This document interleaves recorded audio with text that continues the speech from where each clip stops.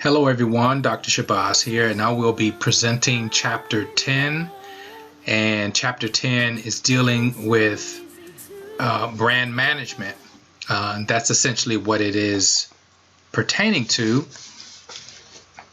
When you talk about brand management, it's actually a very interesting field. And many recruiters, particularly those that come to SBI and many of the business schools, recruit in brand management. And essentially what that entails is you have professionals who would spend pretty much all day of their time in the office thinking about ways to improve brands. So they look at distribution, they look at the way the product is presented, how it can be improved, the pricing, in terms of moving that product through the supply chain quickly, making sure that you have quality ingredients or quality materials, improvements, and everything that has to do with that particular product. And of course, the product is different from the actual brand, but you have all of these dynamics into play when you're talking about the idea of brand products and brands. Before I get to the video review of Chapter 10, I want to talk about a couple of things. First of all, I want to look at the syllabus and just to see where we're going. So today's class is April 9th, and you have an asynchronous video viewing. So this is available at 11 o'clock, and then you can spend whatever time you want in going through it. Again, make sure that you check in and make sure you're accounted for, because I am still recording attendance and making sure that everybody remains engaged. And every now and then, if I don't hear from you or you're very quiet, I might just send you a note just to see how you're doing. This is a very difficult time for all of us, and we're going through our own various situations. And I want to make sure that we're not losing anyone. Looking at the syllabus, we have on Tuesday, we'll have our last journal day, which will be on a very interesting topic, digital marketing in the global environment.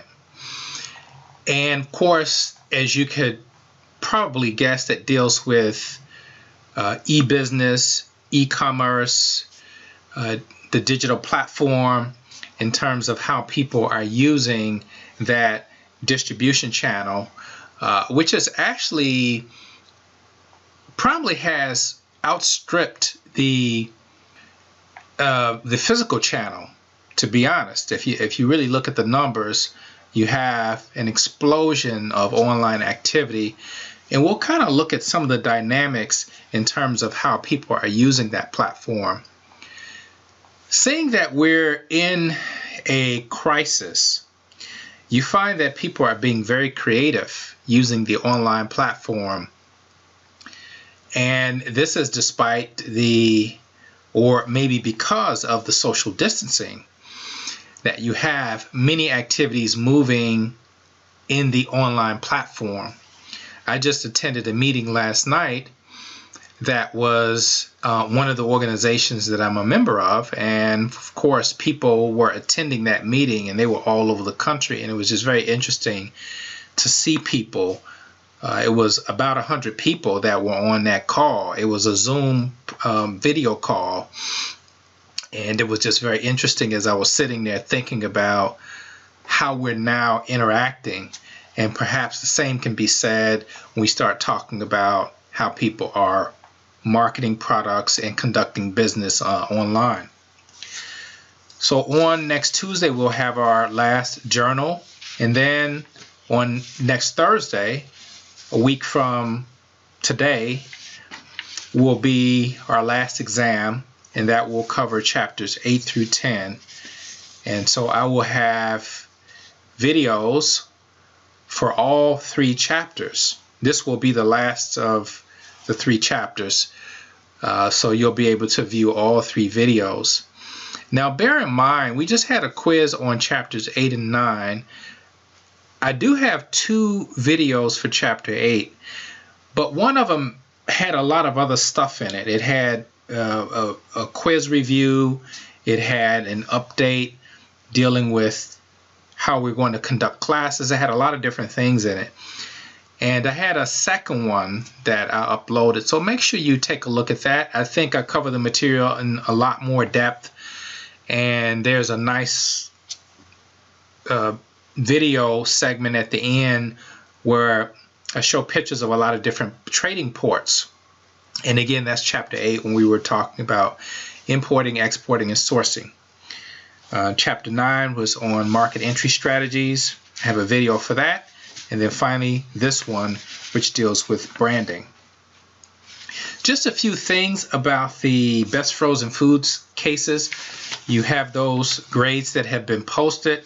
I put comments within your document, so you might want to take a look at those. It has some very interesting ideas and very interesting approaches, and I'll just share a few ideas as I look at some of these.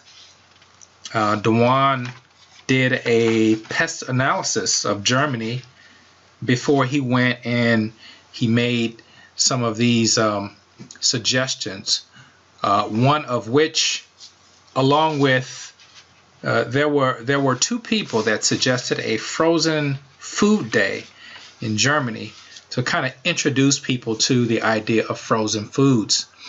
And perhaps these type of events may have some chance for success if it can be in the form of a festival, and you have obviously different types of foods that can be frozen that Germans would be familiar with.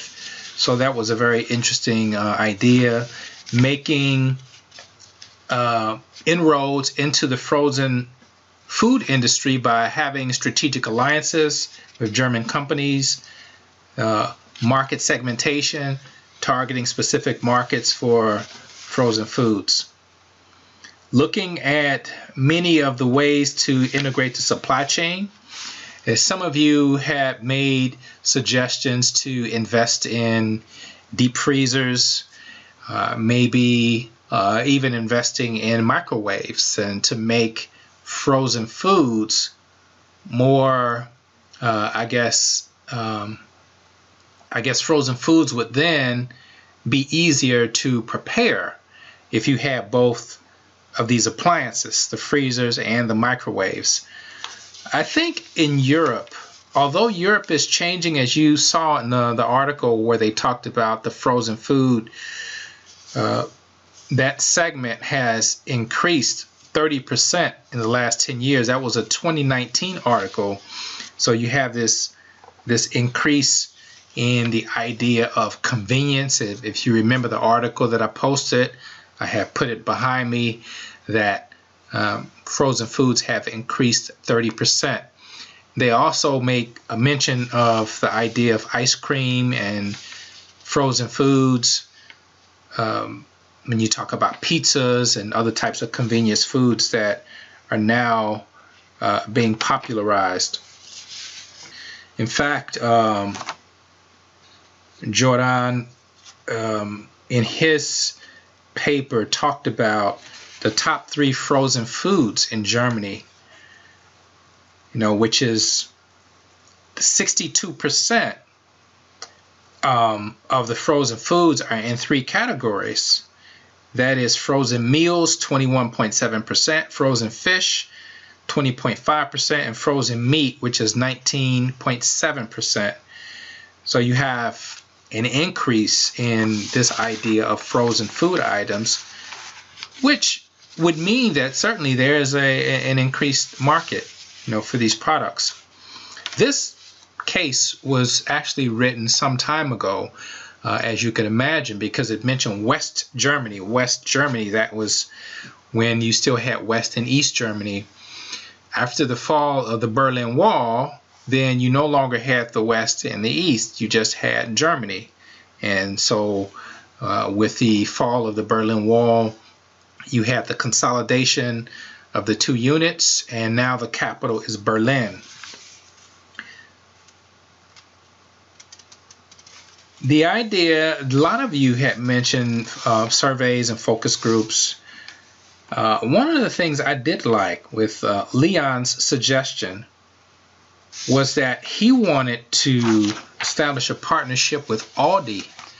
As you know, Aldi is, you may see some of these grocery outlets in your cities. There's one where I'm from in Chicago, and that is, I believe it's German owned. I believe that's a German chain.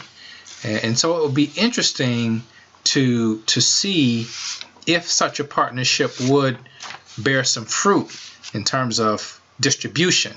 And that would be a plausible idea. Some of you had suggested food stands, which would tout the benefits of frozen foods. There are a lot of benefits, as we know, because we're in a society where frozen foods just are common. You know, you talk about convenience, the fact that you can preserve food for longer periods of time, and there is a question about whether the taste is the same, but certainly it's not going to vary too much.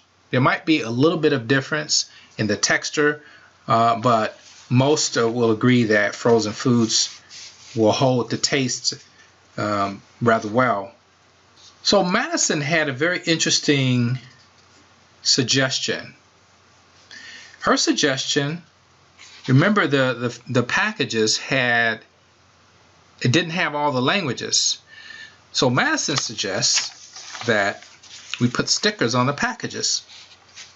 Now obviously you have to work out the adhesion and making sure that the stickers stick on a frozen package that, you know, has a layer of water on the package, which in the form of ice. And then as the package melts, then maybe the sticker comes undone. So you have to figure that out. But that is a very interesting solution to maybe remarketing the product, putting the language that would be required for that market, but maybe changing some of the design, you know, just with a sticker. Obviously time is of essence, so that's one of the drawbacks of having to maybe make adjustments to the package. She also mentioned targeting American civilians in Germany. Of course, the commissaries is where you'd find a lot of Americans, American expats who live in Germany, and those who have German spouses might be also an option. Then there were suggestions of, Valencia talked about localizing offerings, looking at German fare, looking at German menu items, German foods, and coming up with a way to appeal to the German market using a more customized approach. And then the idea of having a spokesperson in terms of celebrities, or whether they be athletes or entertainers or politicians. Those are all plausible ideas that I think could gain some traction in a market like Germany. So certainly that was always a very interesting case, and it allows the student to come up with creative ideas. And I remember when I presented this case at Clark Atlanta, students were very creative and came up with some promotional ideas. And one that I remember had actually a cow eating corn and talking about how nutritious and delicious it was. It was kind of like a, animated cartoonish ad talking about the benefits of eating corn, and the cow was supposed to be extolling the values of that.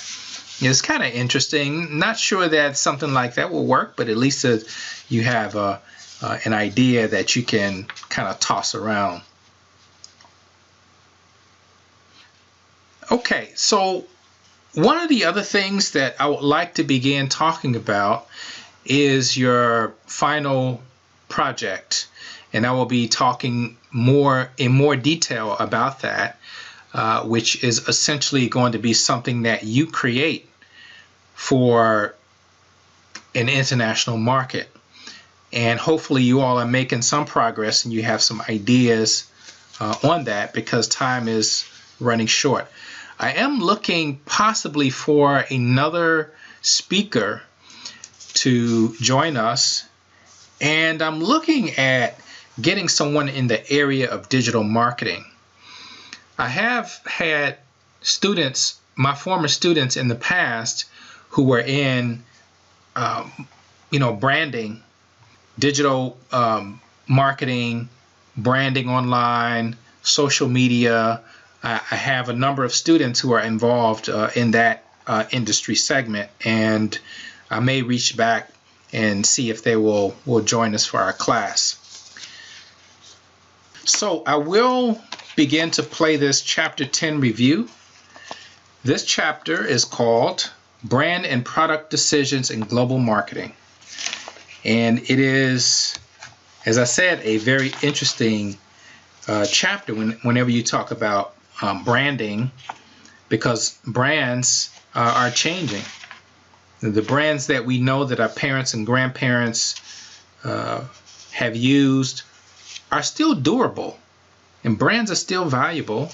But of course, brands are changing very quickly because of the speed of the business cycle. I remember when I was a doctoral student, there was a question as to whether brands were still important, because of the fact that you had so many unlimited choices. But I believe we can say today that brands are still very important, and this chapter talks about all the dynamics concerning branding. Okay, so now we're going to review the video of chapter 10, and then thereafter I'll have some closing comments, and then I will also send you a message about the journals.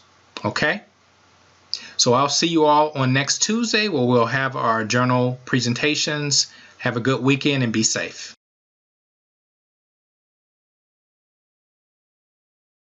So we look at a brand as giving us an idea of the quality of what we're buying.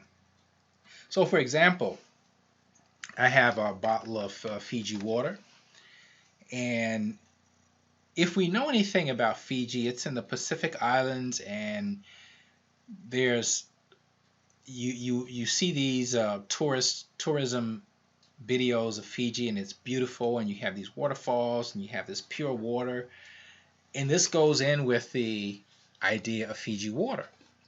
It had a hibiscus flower here, which is very pretty, and it is a very well-known product. In fact, I remember in one news there was some kind of a press conference when President Trump was drinking Fiji water, and they made a big deal out of it because he wasn't drinking an American-made product. They made an issue out of it, but this certainly is a product that has been equated with a better quality of water.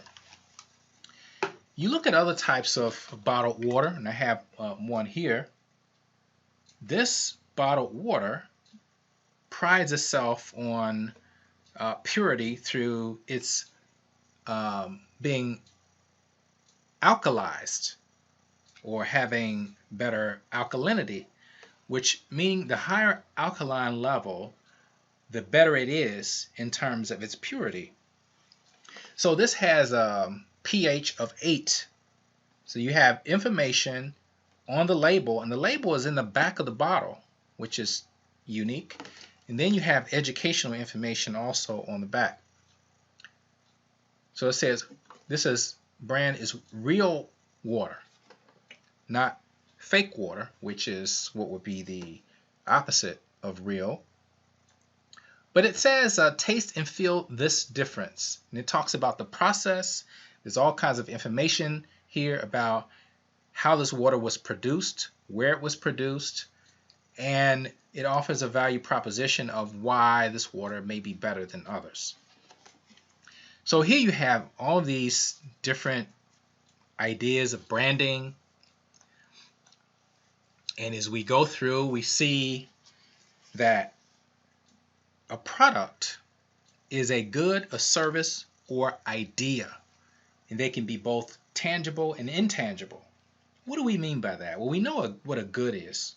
A good is something that we buy and we use, we expend the use of it, we get the utility out of it, and then it's gone.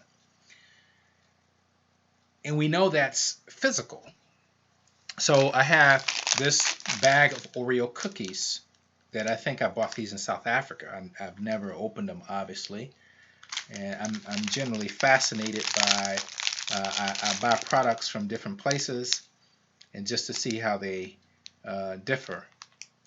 But this particular product was manufactured in the Kingdom of Saudi Arabia for Mandalay, South Africa.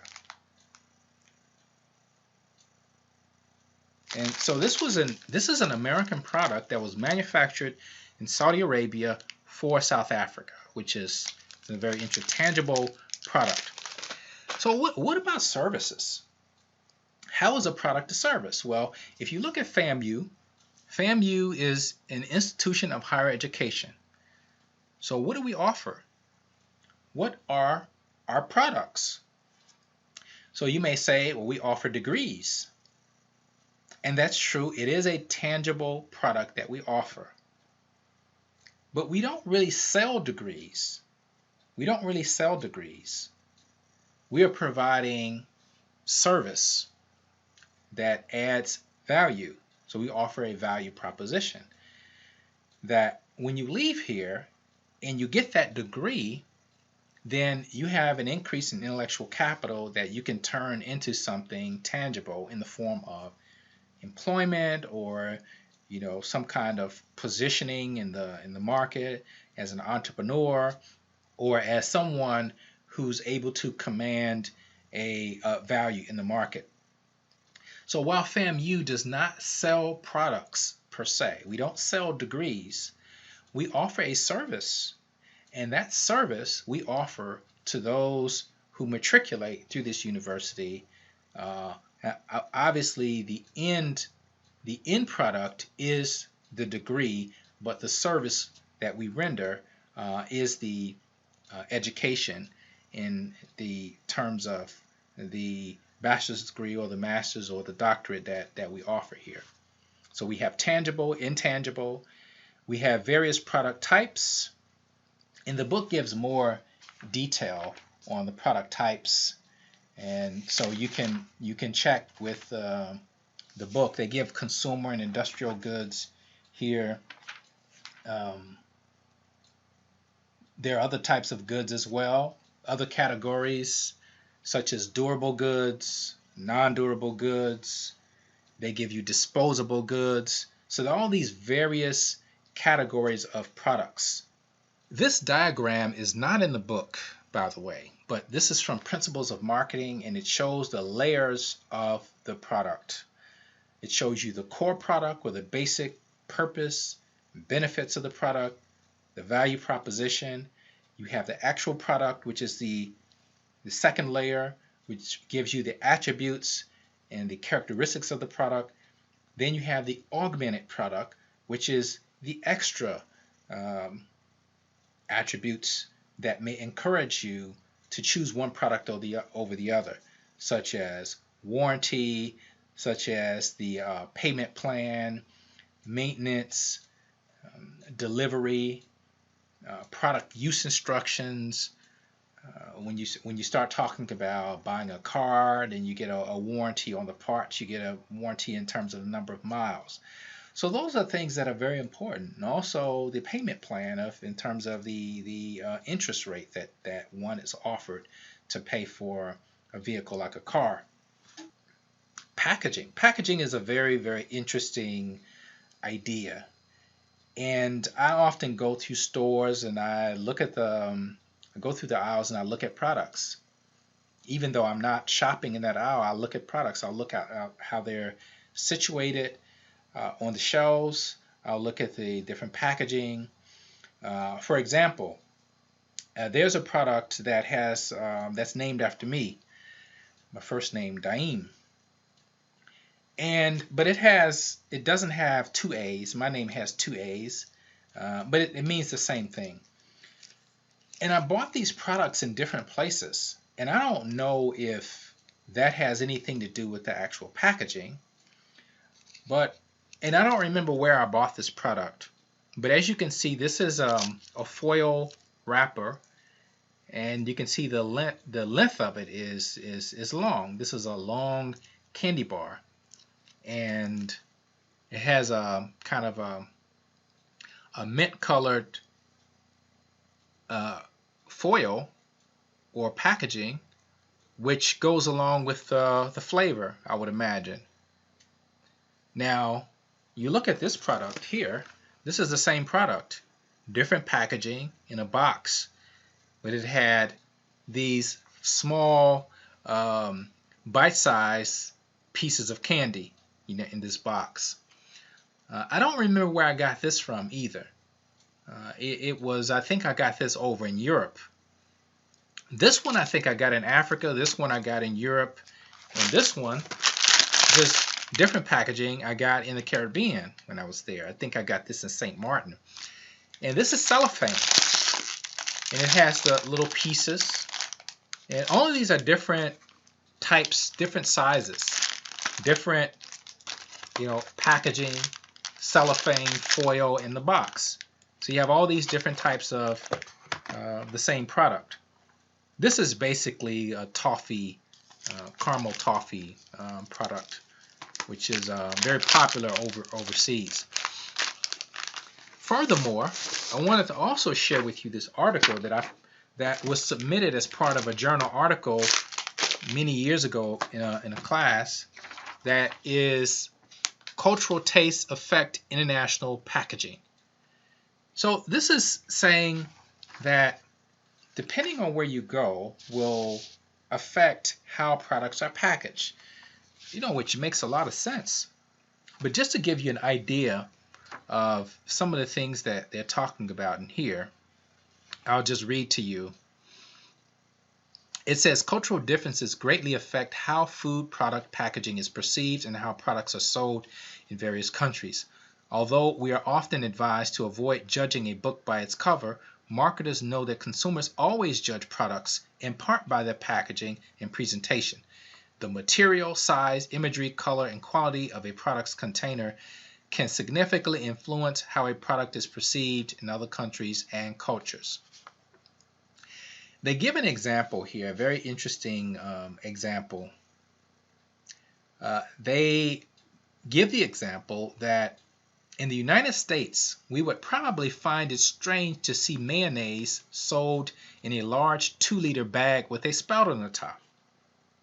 Imagine that, because we're used to finding mayonnaise sold in jars, right? There's, a lot of famous old school jokes about mayonnaise jars and what you use them for after you're done with with the mayonnaise. But yeah, this is would be a very different way of packaging mayonnaise in the United States in a 2-liter bag.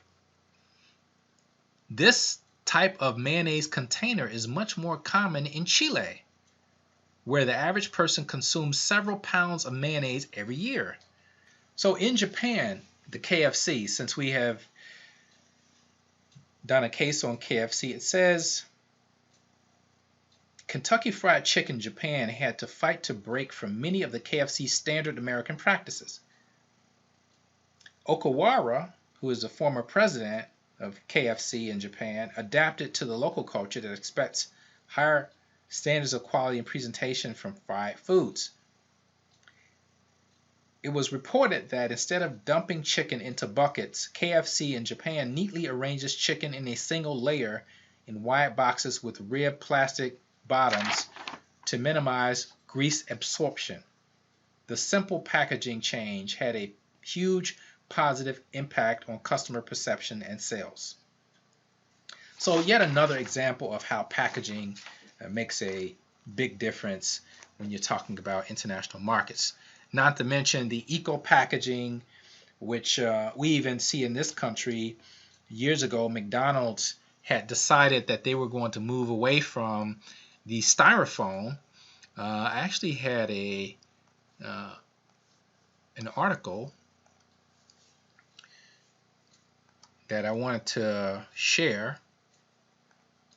So this particular article here was back in January. It talked about how McDonald's was going to do away with the styrofoam cups for their drinks. Back in 1990, they used to sell their burgers in these styrofoam packaging called clamshells, and they eventually did away with those clamshells because it takes about 100 years for those styrofoam material to break down. So they stopped using styrofoam, they went to paper, and now they're phasing out the actual styrofoam cups. So this idea of labeling. Now again, labeling is extremely important. When you talk about, I showed you the bottle of water and all of the different information that's on the labeling, not to mention warning labels, instructions of how to use it. One of the issues with labeling is that it has to be understood in the context of that environment. Even some of the labeling that you find in America may be difficult to follow. If you're talking about portion sizes or serving sizes, when a serving size may be, for example, a package of cookies might be 2 cookies. Now, most of us, if you're like most people, you would eat more than 2 cookies, and that nutritional information is based on 2 cookies. So if it's or if you're drinking a fruit drink, and if it's 29 grams of sugar, and the serving size is 8 ounces, but the drink is 16 ounces, then you know you have to double everything because, okay, you have to just do some very simple math. But a lot of times this is missed. There was a very tragic case dealing with Nestle's, and as you know, Nestle's is a Swiss company, and it's a very famous case involving milk formula in Africa, where the mothers using milk formula, and it was being promoted as an alternative to breast milk at the time.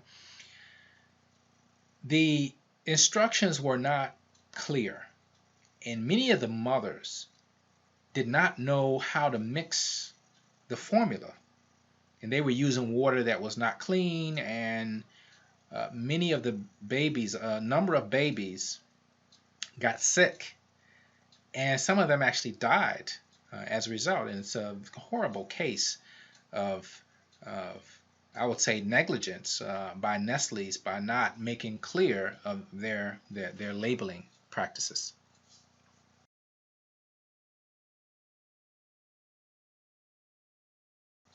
Aesthetics. We talk about aesthetics, how things look, packaging, different styles.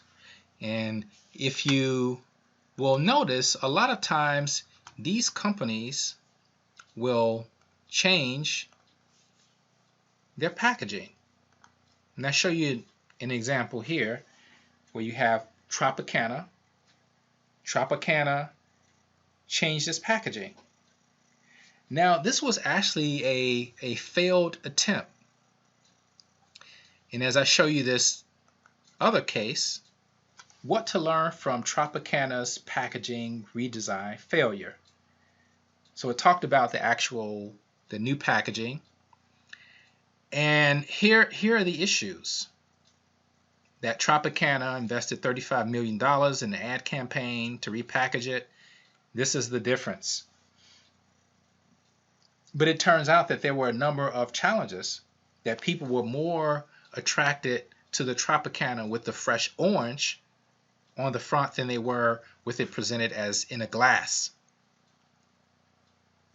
So this is what's stuck out to people in their minds, the fresh orange versus the glass of juice. And again, these are two different perceptions between an orange and a glass of juice. They tried something different with the lid because they wanted to put the orange somewhere on the product, and they decided to make a cap in the shape of an orange. The logo was changed.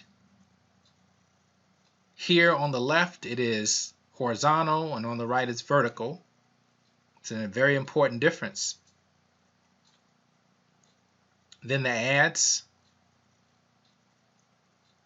tried to exude a kind of a family drink. That when you see pictures of mother and children, then you have a sense of warmth, but then you also have a sense of safety and security. So that kind of translates into this juice being good for your kids, being good for your children, and something healthy. And what went wrong? Consumers already had an emotional bond with the brand. Tropicana said they underestimated the deep emotional bond that consumers had with the original packaging.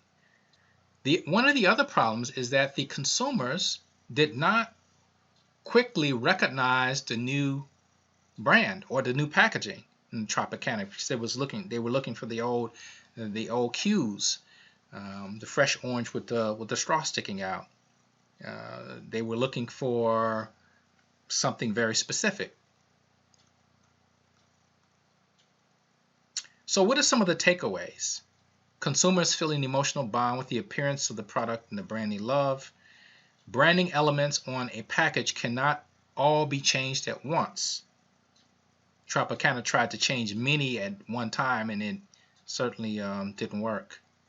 Packaging is the silent salesman. We all know that. And in fact, there are many ways to position products on the shelf. One time I was in a store in another city, and I noticed in the place where they sell the candy that the candy bars were upright as opposed to horizontal, and they were actually some of them were sticking outward as if to be presented by someone is handing you a candy bar. That's the orientation it would be sticking out. And I noticed that, and it was unique because I had not seen that done before in any other store, and I saw that this was a very different way of presenting the product. Advertising and packaging design have different communication rules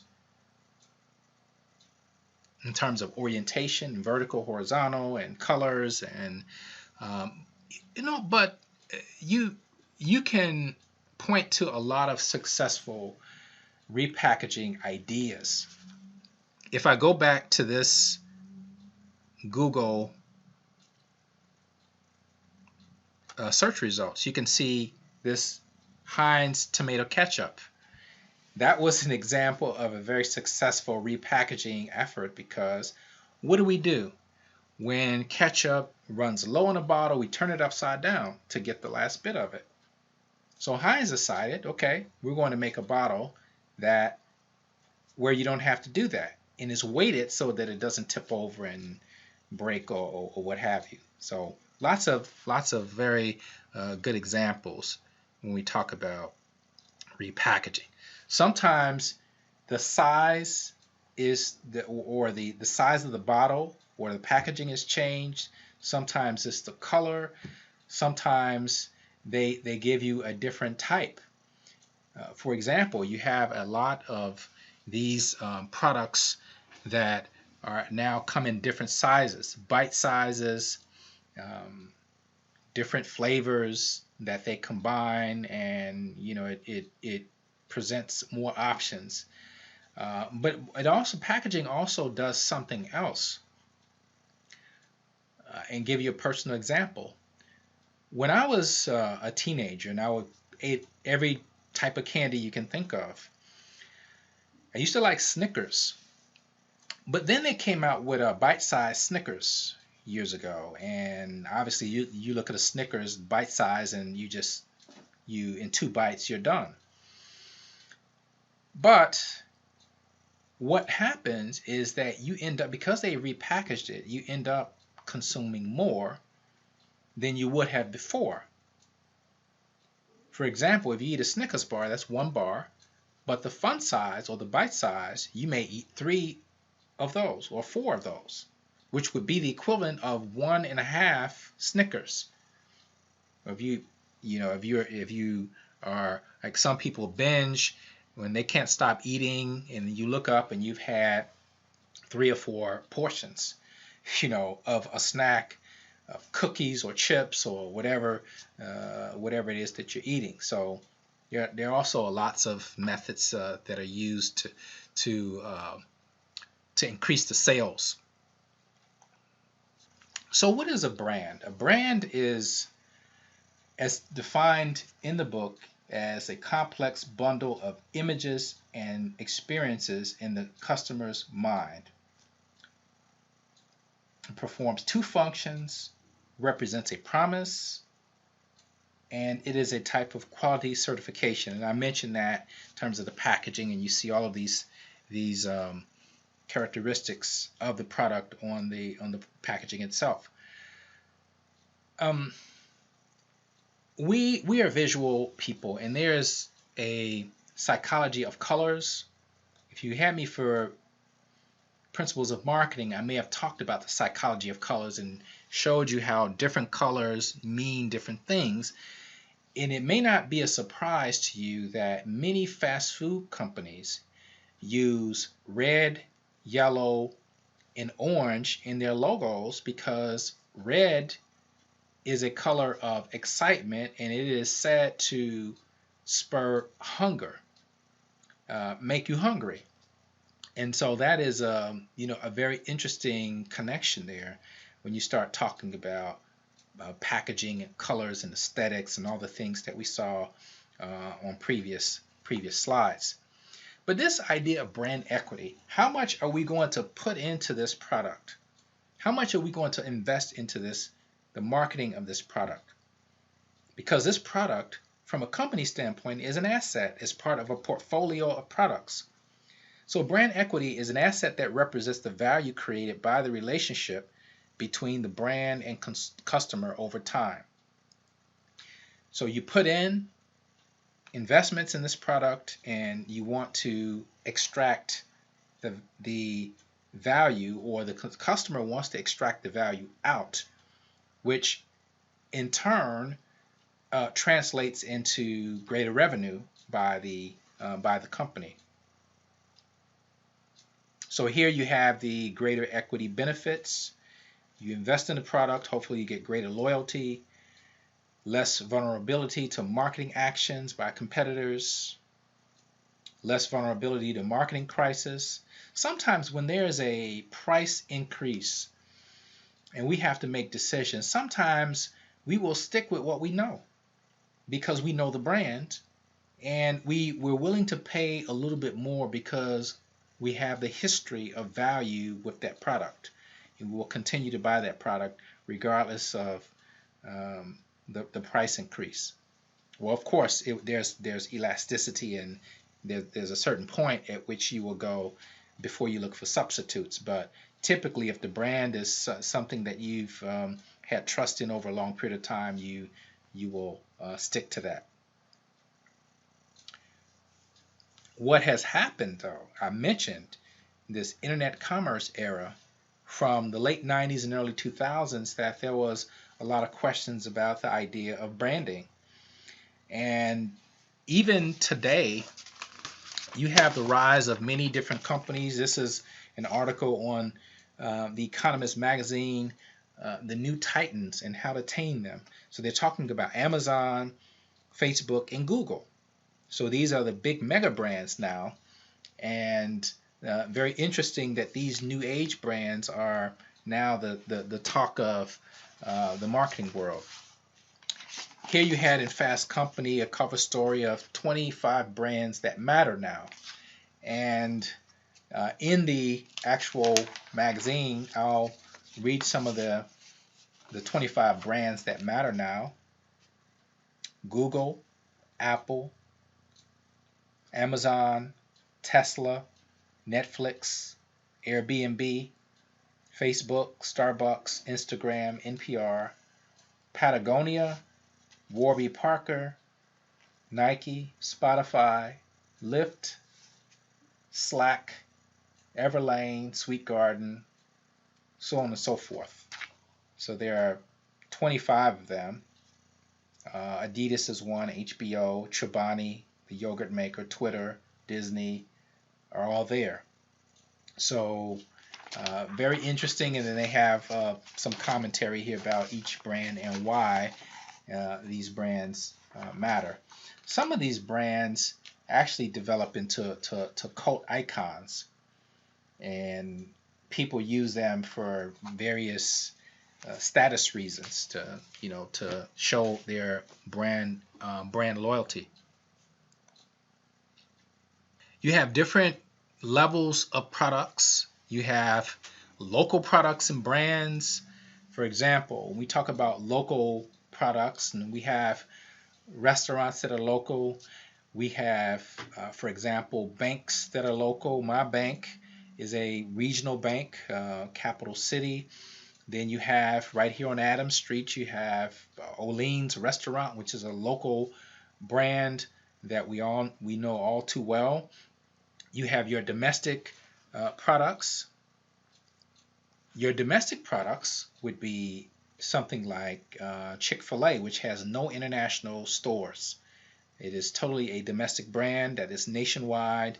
They're not open on Sundays, and they have a certain company policy, which is attractive to a lot of people. It's an attractive brand because it's considered to be more conscientious than the average brand. So that's attractive to many consumers.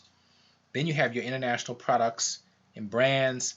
Many of these companies, you see this old article here with the logo. Now we all know this logo. We see it on shirts, the Lacoste logo. And back in the day, they used to call it the Izod. You had an Izod on your polo shirt, and that was a brand that people recognized. That was quality, and it was kind of synonymous with being, stylish, and it was that was a good thing.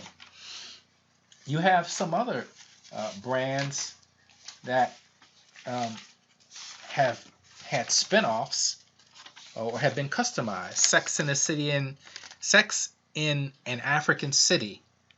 This is a brand we know of, Sex in the City, but this has been taken and it's been adapted to suit the West African market. What other things do I have here? I have a lot of articles. I'm a clipper. I like clipping articles. I find them to be very useful in case studies that you can use to explain an entire chapter. So just bear with me on this. Here you have this. I talked about Nestle's before in the baby formula case, but this is a case where they're making inroads in Brazil by using people who cart their products in places that don't have access to the stores in the city. These are in kind of the outskirts. So Nestle is one of those brands that is gaining a larger footprint because they're using different distribution methods to move the product. So branding strategies. As I go through this last bit here, on page 312, they talk about tiered branding, combination or tiered branding. We all know what tiered branding is. I gave an example in class, and I mentioned the Japanese cars, Honda, Toyota, and Nissan. Now, they have a tiered branding strategy in that they have a luxury model that has its own brand. So for Honda, it's Acura, for Toyota, it's Lexus, and for Nissan, it's the Infiniti. These are separate brands under a parent brand where you have tiered branding. But these represent the luxury model of those brands. So brand extension means it could mean a number of things. It could mean you're extending your brand into different markets. You're diversifying your markets, which I think in some ways can be a problem if you're diluting the brand, for example. And if you're talking about getting into areas where the perception is that you don't have any experience in producing such a product, then it can create a erosion in terms of that particular brand. But one of the other ways of when you talk about brand extension, one example would be, say, Honda. Honda makes cars, and we know they make a good quality car. But then Honda makes also other types of products. They make lawnmowers, they make motorcycles. So they're extending the brand into totally different product categories, because a car obviously is in a different category from lawn products, which is in a different category from a motorcycle. And so you have that example of brand extension. Here are the world's most valuable brands, 2014. I'm not sure how much this list has changed. The last I checked, Apple was still number one, but that was some time ago. I would imagine if you checked now that Amazon probably would be further up the list. I would imagine there would be some variation in the companies that are presented here. One last thing I want to talk about is this idea of country of origin as a brand element. What does it mean, country of origin? Well, certain products are branded by country. So for example, here on the slide you have Japan. What products that come from Japan have great notoriety? Certainly their cars, Toyota, Honda, Nissan, cars that I've just mentioned, Mitsubishi, which makes also cars, but also makes other types of products. German cars as well. French wine, Italian shoes or clothing are branded. Egyptian cotton is branded. Colombian coffee, Madagascar vanilla. And you may see these actually on the product packaging as offering this value proposition that this is what is equivalent to quality. That if you say Egyptian cotton, if you're in the bedding section of the store and you see Egyptian cotton, you know that that is some of the finest cotton that you can possibly have. So that is a very interesting concept in terms of the idea of branding by country.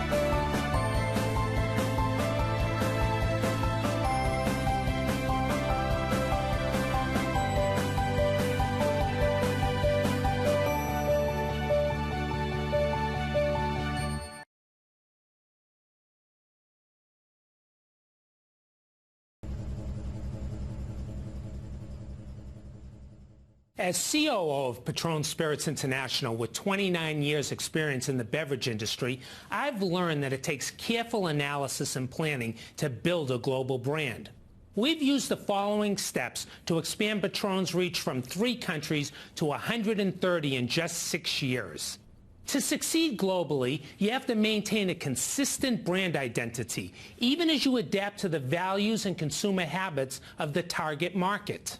So, for example, when we expanded into Japan, we spent a lot of time teaching the country's highly respected bartenders about our manufacturing process and quality ingredients. They then communicated our brand identity to consumers. You'll expand into some countries faster than others, so be aware that you'll have to progress at the right pace for each market. While a developed market like Canada will have clear, consistently applied rules and regulations, evolving economies can leave you subject to ever-changing rules. When going into a country that might represent a challenge, be sure to network with local distributors and thought leaders in your category. These knowledgeable locals can often help you avoid roadblocks. Global brands have to keep track of currency fluctuations, local regulations, and international trade laws that affect their business. It's also important to make sure in-country competitors are following the same rules. In some places, copyright infringement and knockoffs are rampant. By trademarking your product idea, name, and packaging before you even announce your entrance into a new market, you can at least arm yourself to fight violators in court. Finally, as you establish a global brand, look beyond the expected sales channels. One of Patron's most successful channels, and the one that helped us enter the new countries the fastest, is duty-free shops in major airports. Expanding into new countries can be daunting, but you can ease the process by maintaining a consistent brand identity, preparing for varying speeds of entry into different markets, covering yourself legally, and exploring unexpected sales channels.